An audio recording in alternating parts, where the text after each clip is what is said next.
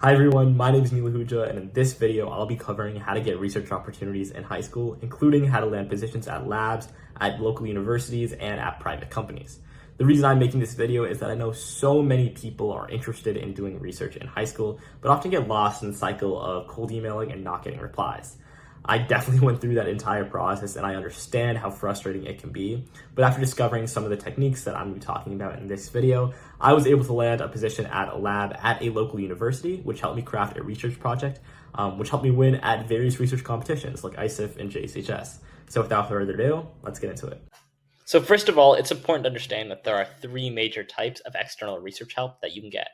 First, the one most people think of when they think about research opportunities in high school, which is, of course, working in a university laboratory.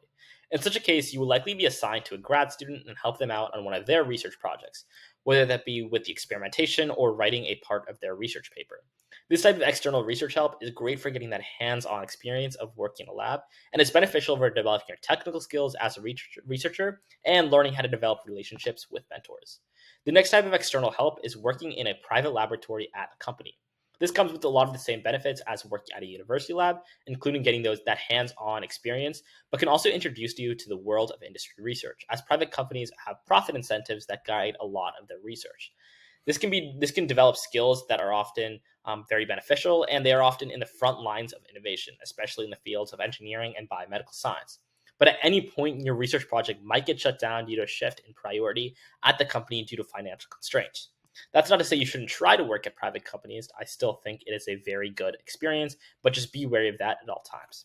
The third type of external research help is getting an outside mentor that provides you guidance throughout your research journey, but you are not necessarily doing a project with them in a lab. They may be affiliated with a university or private company, but by no means do they have to be. This person or group of people is usually experienced in your field of study, and can potentially put you in contact with a lot of the people in the field if required. They might also be able to point you in the right direction when it comes to coming up with ideas for your research project, which I made a whole separate video about if you're interested. They might also help you with different aspects of your methodology, such as if you don't know how to do bacterial inoculation or tuning parameters in your machine learning model. And if they experience guiding students through science fairs, they might also guide you in creating posters or presentations to compete with at symposiums. This type of mentor can be very beneficial in helping you figure out the science research space, but just keep in mind that you will need to take control of most of the process, and a project will not just be handed to you, unlike the other types of external research help. A fourth type of external help that you can receive, but that is much more minor than the other three that I have mentioned, is working with a nonprofit organization. I've seen this done in the fields of social science and psychology, where students will use the data from a mental health organization, for example. I've also seen it used in the fields of environmental science, where students will collect data at a national park near them or work with conservation organizations. While this type of research help is definitely less common than the other three I have mentioned, just be aware that it is an option if it is applicable to your field. After you've identified the specific types of research out of the ones that I've just mentioned that you are interested in, you can really hone in on trying to land a position in those areas. This is, of course, the hardest part of the process and often where kids get the most discouraged. But I will try to break it down into a few techniques that I have found to be effective. The first technique that I know people are already rolling their eyes out is, of course, cold emailing. While it can be very frustrating at times, when done correctly, you can actually drastically improve your chances of getting a reply and landing a position. The key to this is what I call the soft launch.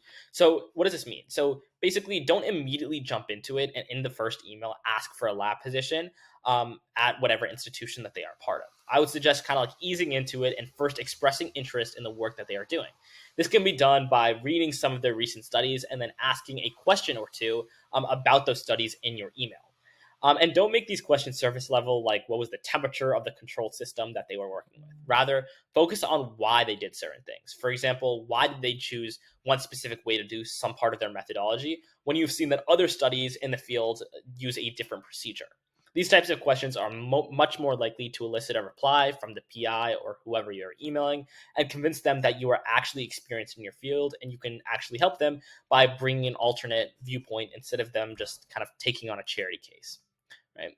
So another advantage of asking these complex questions in your cold email is that in your initial email, you can request to set up a meeting through Zoom or Google Meet at any time most convenient to them, so they can answer your question and any others that you may have. It is much easier to form a relationship through talking to them rather than through email.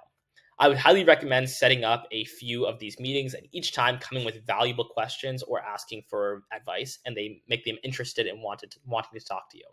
This creates sort of like an informal mentorship, sort of like what I mentioned as the third type of external research help. And this can greatly increase your odds of them accepting you into their lab or allowing you to do work with them on whatever research that they are doing, and helping you move into that first or second type of external research help.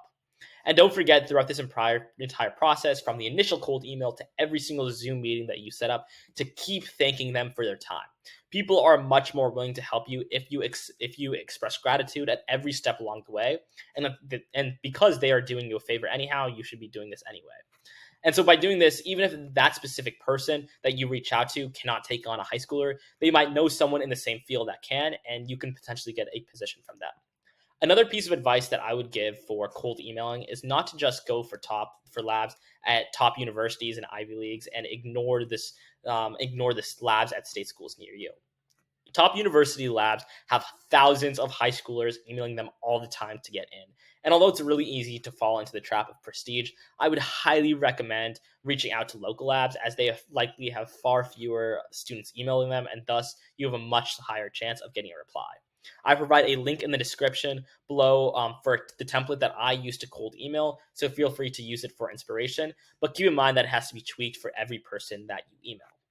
The next method that is highly effective in getting positions is through networking or connections. Well, I know a lot of people immediately write this off and say, well, I don't really know anyone in the field that I want to pursue, so it's a lost cause. But I promise you, if you look hard enough, you will find something. If your parents work at a university or private lab, that's great. But if not, really try to reach out to your network. This can be teachers, the parents of friends, or family friends. Teachers are great options, as some of the time they might be able to connect you to professors or PIs at their alma mater school, or if they did industry research before teaching. If older kids at your school have done research at a lab, reach out to them and ask if they can connect you to the lab where they work at. This is where joining a research program or club at your school is beneficial if they offer it. Truly, don't be afraid to reach out to people you know and ask for help. I know it can be intimidating and maybe a little embarrassing, but legitimately the worst thing that they can do is say no. And even if they do not say yes, they might be able to connect you with someone who is able to offer you a position. The last method I would suggest is getting a position through research programs. There are so many out there, both on a national and local level, that connect high school students with research mentors in their field. This is how I personally got connected to my lab at a local university. I'll make a whole separate video on some of the research programs out there and some of their benefits and drawbacks. But for this video, it's important to understand that there are two main types of programs: those that pay you to do research and those where you pay to do research. I would highly recommend sticking in this former category, as although you can do legitimate research by paying for a lab position, the mentors are likely to be far less motivated to help, and you are much less likely to receive a long-term position at that lab. Plus, some of the pay-to-play programs, as they're called, can be very pricey, and if your family can't afford it, by all means do it. Just take some time before applying or signing up to think about if it is actually a worthy investment for you. My last piece of advice would be that no matter the type of external research help that you get, whether it be working at a university or private lab, to really attempt to design your own study. Designing your own study gives you much more independence over the entire process, which will definitely show through when you are talking to judges if you compete in science fairs. It forces you to really think critically about your field of choice and teaches you valuable lessons about taking initiative. If you still want that experience of working with a mentor in a lab, I would suggest approaching a PI or professor with a design study and then asking them for guidance on certain parts, whether that be how to conduct different procedures or getting access to certain materials if it's required. Professors are usually open to this type of relationship more than simply accepting you into their lab, so I think it's really beneficial for both parties. Getting research opportunities in high school has no simple formula because everyone has different needs when it comes to external research help. However, I hope that everyone watching this video learned a new way or technique to secure research opportunities as a high schooler. Working in a lab under a mentor in your field has so many benefits, including an idea of what the life of academia is truly about and if that's something you wish to pursue, as well as learning how to manage relationships in a professional setting. Whatever your motivation may be, I would highly recommend putting in the effort to secure a research mentor in high school or multiple. It's not easy to do, but when you finally land that position or when you finally come up with a project that you are proud of, it makes it all worth it. Be sure to like and subscribe and comment down below any other videos you would like to see about high school research. And without further ado, I'll see you all next time.